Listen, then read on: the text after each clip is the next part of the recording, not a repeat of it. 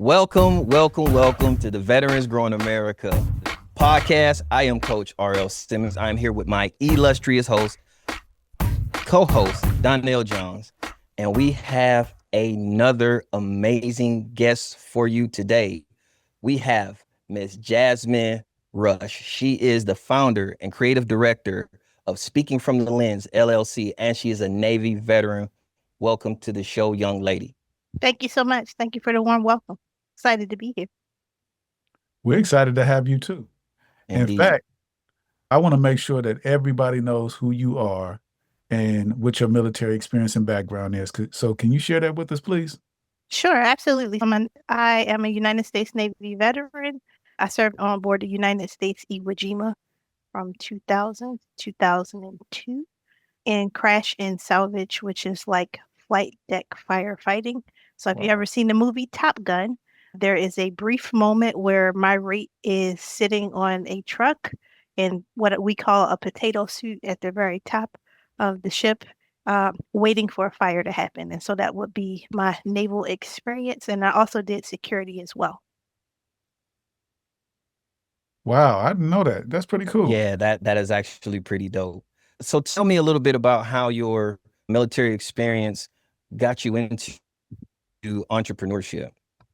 Yeah, that's a great question. So my military experience really played a role in entrepreneurship in terms of giving me like skills like leadership, giving me skills so you can handle hard stuff and you could do hard stuff because in the military we had hard stuff going on all the time. We experienced a bunch of different things on board the ship.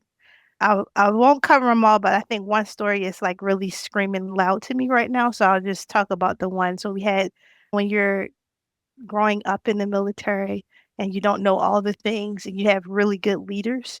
I had this young lady who was a part of my team and she refused to show up on time to muster. And so I was a new supervisor, new petty officer, third class. And so I was in charge of ensuring that my teammates were on time. And this young lady did not want to show up on time. So we had to have a conversation, multiple conversations. And I didn't handle it the first time, but with some coaching from my leadership, my favorite chief in the Navy was Chief R.L. He helped me get the skills I need to be confident about how to coach her into being on time. And so I think that hard lesson there helped me understand I can coach anybody. That seemed that hard, but it was hard for me because I'm like the get along with everybody kind of person. And then so as it relates to business, I started out once I left the Navy in 2004, just kind of pondering like what the next step would be in terms of transition. And the safest thing to do was to go work for the government. So that's it. That's what I did. But I always had this call, like this drive to do something different. So initially I started out with a janitorial service. It's called In Christ Janitorial Service. And I started that in 2006. Or while my husband was gone to Iraq, if you would. I was launching the business and trying to figure it all out one step at a time. So I hope I answered your question and didn't ramble on. No, that was great. Learn something new. I bet you your military experience helped you with that janitorial stuff too, huh? It did. Because you know you had to clean them pad eyes on the ship or with a wire brush, clean the hoses and stuff. We was working hard. I know. I think every enlisted job had a little bit of that in there. But what inspired you to start your own business? I mean, were you always an entrepreneur, or is this something that came out of necessity? Where did it come from? I think that's a great question. My grandmother is really the foundation for my entrepreneurial journey. Mm. She worked as a private duty nurse, but she also had a hair salon. And she also, back in Baltimore, which is where I'm from, we would go up to New York, buy sweatsuits, and sell them on the street. So that's part of like my journey. She also owned homes outside of her primary home and was into real estate. So she's really the one who planted that initial seed in terms of entrepreneurship. She went on to own other businesses and do other things. That's how it got started. That's where it really came from. And I think the military just helped amplify that message for me. I love that. What was her name?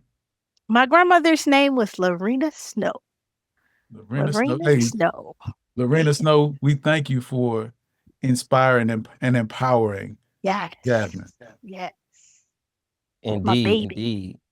Hey, let's get into what we all came for, though, right? We Yeah. we want to know about the business. So, Okay. speaking from the lens LLC, tell us about the business and its unique business proposition.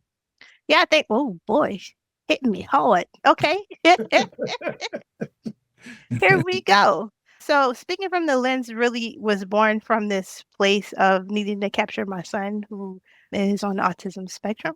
So, my son was born in 2003, and I wanted to just capture all his moments. But there's a journey. It didn't just become speaking from the lens. So, I started out with a borrowed camera, and that's just began to just develop this skill.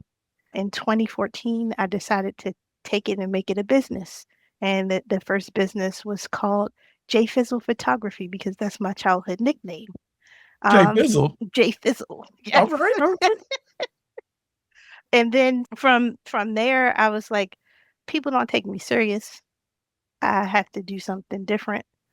I think I'm gonna close. So it was 2021. I went to a women's retreat. It was a spiritual retreat, and I left there with this name. And that's where this came from in 2021. And since the name change, things have been going off the rails. But I will say systems have to be in place to help you get there. And you do not get there by yourself. There are a lot of people who have, for whatever reason on the side, said, I believe in you. I'm going to give you this opportunity or that opportunity. My unique value proposition is if you look at the name of the business. It's called Speaking from the Lens. What does that mean? I'm a Christian. That's my faith. That's my background. So whenever you see an image that I create, there's something speaking inside me that I'm trying to get out to you. And so that's where it really is from. Wow. I love that. I love that. Storyteller. That's dope. Yeah. That's dope. Now, we talked a little bit about your value proposition, but this part is, I think a lot of people believe that entrepreneurship is easy because they get the sound bites on Instagram and Facebook and all of that. They get that real, but we want to talk about the real, right? We want to talk about a little bit of the challenges that you faced in transitioning from the military into the business world and what that looked like for you and how you use that in order to grow. Great question. The transition was hard, like absolutely hard. Mm, One, I'm going to say it was hard because in the military, you have a bubble, right? You have everything you need in this bubble: healthcare, food, clothing, right? Like you get an allowance for clothing, allowance for housing. So you are used to this sort of ecosystem, if you will, because I can't think of another word that that you get really used to. You get out of the military, you got to transition. And in that transition, I'm sorry, hold on one second. Sorry, my husband just turning on loud stuff. Anyway, I can't concentrate with that kind of stuff. Okay, that's a blooper for you. Nonetheless, so you get out and you transition and they're like, figure it out. You got to figure out where you're gonna live. You got to figure out how you're gonna eat. You know, figure out how you got to pay your bills. And if you don't, I don't think at the time that I transitioned, TAPS was as robust as it is today. But I still think there's space for TAPS to grow, right? Then we talk about, okay, that's just the daily life stuff. Now I'm talking about a whole nother aspect of things I don't fully understand. I have a degree in business management. Okay. They taught you stuff. They didn't teach you practically how to do this stuff, right? And so I think I had to learn really hard things. These are the things that I had to learn. Don't go at it alone. Get mentors, get help, and don't be ashamed to ask for help often and early. And initially, I would not ask for help. I was going to figure it out by myself. And I think part of that is really why my first business, my janitorial business, failed. But the lesson I learned which is important that anything you do, you learn a lesson. Don't take it as a failure, take it as a lesson learned so you can improve on your next step. The transition in itself has proven that as I learned hard lessons, if I take what I learned from those things, such as you need to have all your accounts set up a certain kind of way, right? If you do not put money aside for taxes, they're going to kick your butt. If you do not put money aside in for like your equipment failing, it's going to kick your butt. So if you don't properly plan, you are going to have failures you didn't account for. And if you don't account for them, it's going to hit you very hard. And then you're going to be wondering why. It's because you didn't plan well. So and you don't really learn these things sometimes until later on, unless you ask for help early and often. No, that's really good. That's really good. And this is one of the moments where I say you've answered the question that was already about to be asked, and I love that you touched on that. But I think I'm the GOAT when it comes to interviewing. So I'm going to ask you a question and that I think every entrepreneur should think about. But as an entrepreneur, what do you think your superpower is? My superpower is people. I love people. I know people. I pay attention to people very well. And I watch people. I can see what people need, right? And I'm a good ear. So my superpower is people. I love that. I love that. And most people who have that type of superpower can really, really control a business, because at the end of the day, like, the best part of being an entrepreneur is being a problem solver. And if you can identify what people are and you can understand what it is that they need, that is a superpower. No question. Great, great. They taught you well in the Navy. I have to admit that. I ain't learned that all from the Navy. Taught you, if it was people, hey, I did not learn all of that from the Navy. I actually heard that from my boss. So my first Black woman boss is the one who told me that my superpower was people. And I didn't understand what she meant. Mm. Mm. I did not get it. Yeah. And that's why I said this is important, not only for me to ask that question, but for people to understand that they have to know what their superpower is. So as they begin to build business and start building systems around themselves, they kind of attach themselves with that superpower to that part of the business and not everything else. Everybody does everything else. I do the superpower. And that's how the business runs. It's good. That's good. That's real good. That's real good. Now, the audience also wants to know, since you're a member of Veterans Growing America. Yay! Hey, I love that. Hold on. I'm going to do that one more time. Yay! It is so cool to, number one, have you as a member of Veterans Growing America, but you played a key role in one of our events and being able to tell that story after the story. But can you tell the audience about your experience with Veterans Growing America? I want to say, number one, that Mr. Donnell Johns and Mrs. Tonda Johns are amazing human beings. That's number one. Wow. Number two, my experience with Veterans Growing America is that not only is this a beautiful place where you can come and have community, but if you leverage the people that are there, you're gonna win and you're gonna grow.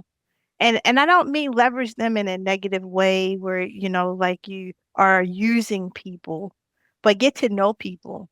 Ask them how they're doing, wish them happy birthday, talk to them on other things that's not related to your business.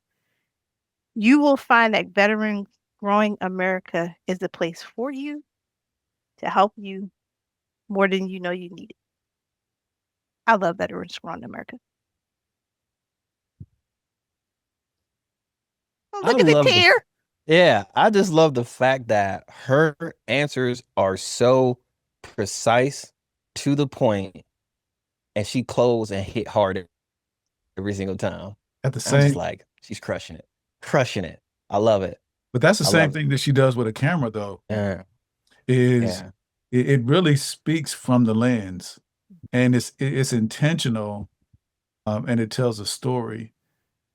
And so thank you for sharing your experience with Veterans Growing America. I just, about 5 minutes ago, we just got a grant from the state. It's not $1 million. It's not a lot of money, but they believe in what we do. Exciting. And that's exactly what I told them was, you guys walked into a retail store, but it's really a community where we have that bubble again. Mhm. And that's what Veterans Growing America is. It's not a retail store, even though we sell products made by veterans. It's not a recruiting office. Some people walk past it and think it's a recruiting office. It's a space, place, and opportunity for our community to showcase their talents around a community that will support each other, no matter if you served or not. And it's also a place where America can see leaders, heroes, entrepreneurs, and human beings that are trying to make a difference for them and this country. And so I am so proud to have members like the both of you a part of our organization that are really passionate about what they do. And I get to do what I did in the military and promote what you do in a way that lifts us all up. So I just want to thank you guys. In addition to that, if you guys want to be a part of something amazing, become a part of our community and showcase your gifts and your talents. Get involved not only in trying to showcase your business, but get involved with the people that are there. We have some amazing people that are a part of our community. And if you're amazing, become a part of our community. If you're not amazing, please stay away. I love that. Right? Stay On away. time. I love it. I love it. You say, stay over there, that way, Yeah. that way. I love it. Yeah. And then we just want people to come by the store and shop, baby. Shop, baby. Hey, so before we get out of here, first and foremost, I definitely want to thank you, Jasmine. But before we get out of here, I want to know if you have any final words for the listeners or the viewers, depending on how they're getting this information on the show. Yeah, so I would say for those listening or viewing, a couple of quick things. Sign up for Veterans Growing America. You won't regret that you do that. And then once you sign up, get engaged. Join the meetings, talk to the people, have a good time, right? That's number one. Number two, don't forget to seek help often. You do not have to go at this alone. Just like your military journey was not alone. If you were military, and if you were not military, I'm sure you have some community that you can reference that you cannot do it by yourself. It's better to do it together. And then the last thing is, you can check me out on all the social platforms as Speaking from the Lens. Everyone has the same, whatever you call it, call sign, because I can't remember right now.